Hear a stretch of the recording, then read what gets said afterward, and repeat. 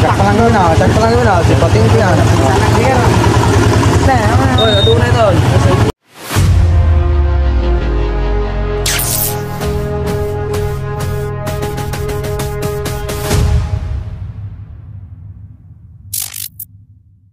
Pamula nang namatay ang aking isang lola ay parang hindi na ako mapakali. Alam niyo ba yung pakiramdam na parang sinisilihan ang inyong puwet? Ganun ang pakiramdam ko. Parang hindi ako mapakali sa aking inuupuan. Parang gusto kong maglakad. Parang may gusto akong makita. Parang gusto kong puntahan ang aking namayapang lola. At gusto ko rin makita ang mga lola kong nabubuhay pa. Halina't samahan niyo ako. Pupunta tayo sa Malungmin, Wow, Cagayan. Isang lugar na kung saan napakadami kong kamag-anak.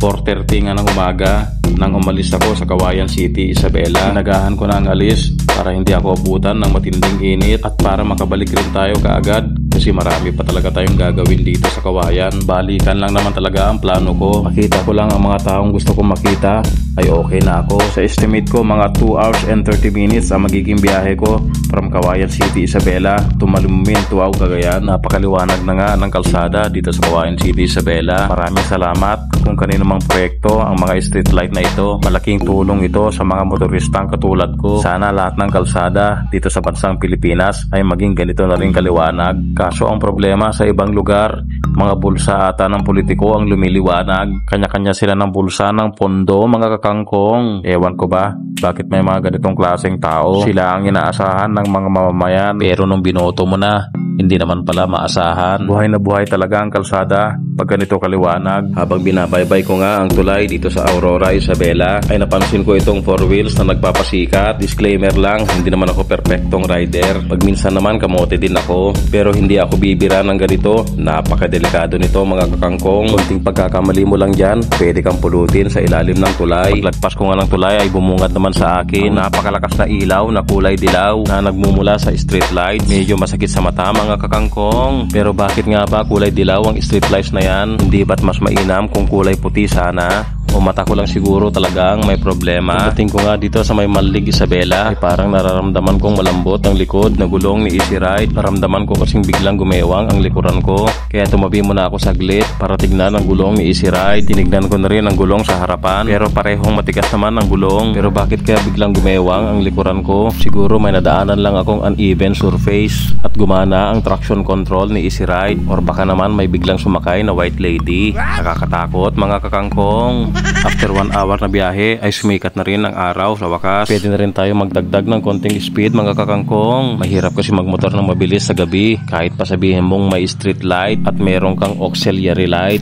Hindi mo pa rin basta-basta mapapansin pag may tumawid na aso or pusa o kaya ng tao na rin, mga kakangkong. Kaya payo ko una sa aking sarili, dahan-dahan lang sa pagmamotor pag night ride, mga kakangkong. Ang sarap talaga mag-ride papuntang Cagayan, lalo na pag Via Rojas. Napakalinis ng kalsada, lalo na sa madaling araw. Mabilis lang ang biyahe pagka ganito, walang masyadong traffic, mga kakangkong. Papasok na nga tayo ng Santa Maria, Isabela. Dito na yung most exciting parts ng rides ko kasi merong konting bangkingan. Pero syempre dahan-dahan lang tayo, hindi naman tayo karirista. Chill ride lang ang habol natin, tamang pangtanggal ng stress lang. Napakaganda talaga ng tanawin sa bundok na to, kaso wala akong chance para bumaba. Limitado din kasi ang oras ko. Balikan lang kasi tayo, mga kakangkong. Pero sana biyayaan tayo ng magandang oras. Yung tipong hindi tayo nagmamadali. Yung tipong maipapakita natin ang ganda ng Isabela at Cagayan. Ito na pala yung Florida bus na sinusundan ko. Ito pala yung ginawan ko ng reels na nakita ko nga ang bus na to na may bumuhos na fluids, na may bula-bula pa at madilaw-dilaw pa. May isang nag-comment, ang sabi niya dati na daw ang tubig na yon at nadaanan lang ng bus at yung bula daw ay galing daw sa damuhan. Napaka-imposibleng mangyari yun. Hindi pwedeng bubuhos ang tubig galing sa bundok kasi ka may drainage. Sabi niya ilang beses daw niya pinanood ng video. Yun nga, yung bula daw galing daw sa damuhan. Pero mapapansin nyo sa kalsada, tuyong-tuyo at napakalaki ng drainage kaya imposibleng may tumagos na tubig. Anyway, kayo nang bahalang humusga, mga kakangkong. Basta ako, i-enjoy ko ang rides ko na to kasi bihirang mangyari to. Mas madalas naglalaba ako. Nandito na nga tayo sa may malaki banga sa may Santa Maria, Isabela. Ilang beses na akong nakadaan dito pero ngayon ko lang naisipang bumaba. Naku-curious lang talaga ako kung ano talagang laman ng bagang yan. Halina samahan niyo ako, mga kakangkong. Tignan natin kung luto na ang balatong.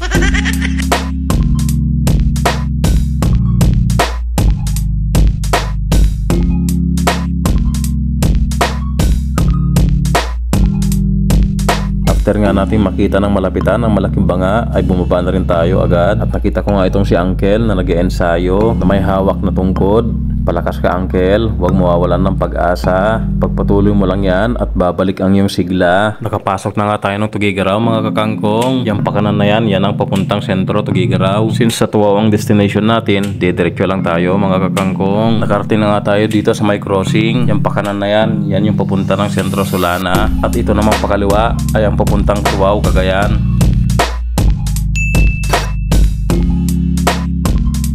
Bigla akong nagutom nang makita ko ang salitang papaitan at saka laoya. Kaya naisipan kong bumalik at kumain muna kasi nagugutom na rin ako mga kakangkong. Laoya.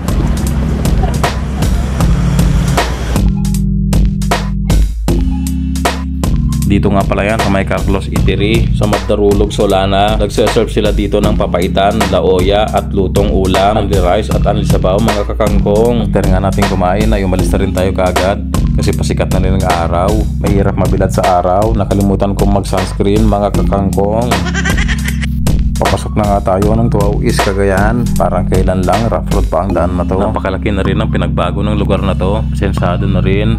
Sementado na rin ang mga daan. Ito ang daan papuntang Malumin, Tuwaw, Cagayan. Marami pa tayong mga lugar na dadaanan bago makarating ng Malumin. Hindi ko lahat kabisado ang lugar na yun. Ang alam ko lang ay ang bayan ng Naruangan kasi dito ako gumraduate ng elementary. Hanggang naman ang alam kong susunod na lugar bago makarating ng Malumin. Sabi nila ang Tuwaw malapit na maging city. Noong 90s ang target 2020 magiging city na to. Ngayong 20s na ang target naman ay 2030. Pero malay natin baka nga matuloy na tong 2030 ay maging city na rin ang Tuwaw. Papasok na nga tayo sa barangay Malumin. Katapos ng mahigit 2 oras ay makakarating na rin tayo sa wakas. Napakalapad na rin ng karsada dito. Dati rough road ito. Ito ang karsadang dinadaanan ko papasok sa eskwelahan namin sa may Naruangan Elementary School. Bisikleta lang ang ginagamit ko noon. Pag tinatamad akong magbike, sumasakay na lang ako ng kalesa o kaya tricycle.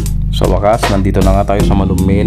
Sa Zone 3 nga pala tayo pupunta kung saan nakahimlay si Lola Iling. At nandun din yung mga iba pang lola natin.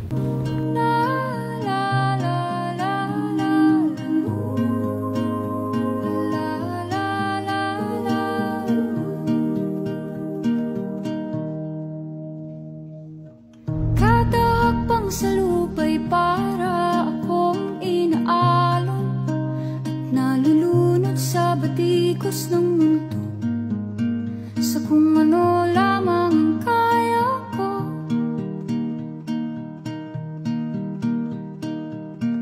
Bigang-biga na sa mga problemang di masolusyonan agad. Parang wala nang bukas. Pwede bang umiwas? Pagkatapos ko ngang mananghalian ay umalis na rin ako kaagad kasi may hinahabol talaga akong oras. Pasensya na, hindi ko na naipakita si Lola Iling at ang aking ibang mga kamag-anak. Ang mahalaga, alam ko sa sarili ko na naging masaya ako ngayong araw na to. Uncle Romy. Eva. Dito ang daan sa labas. Bago umuwi, may dadaanan lang ako saglit. Isang lolong matagal ko na rin hindi nakikita. Sinirek! Huwag kayo. Sticker. Vlog. Hello guys, welcome to my guys. Sticker idol. Sticker. Sticker. Chat pa lang gawin na. Simpating ko yan. Sticker. Oy, ado na ito. Sige na, click mo yan. Boss. Wala na. Ayun, mami yun. Yan ni Ale, Rolex. Ha? Karaw yan.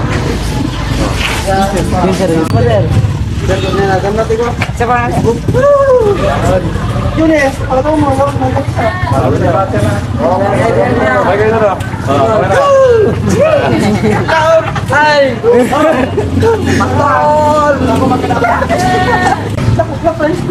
So, shout out sa jowa ko dyan.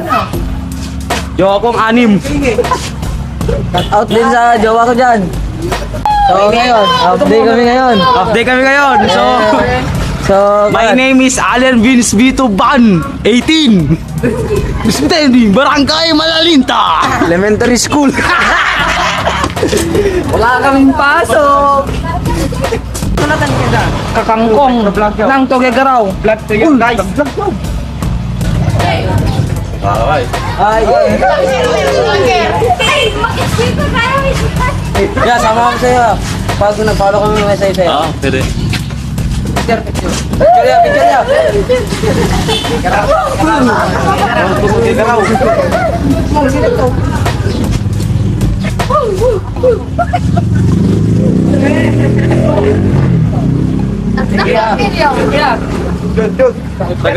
Taga dito rin lang kayo, Malumin? Malalim tayo. Malalinta? High school kayo? Sila pala ang mga makukulit na estudyante ng TBTS Annex. Dito ko natatapusin ang aking vlog. See you next time mga kakangkong.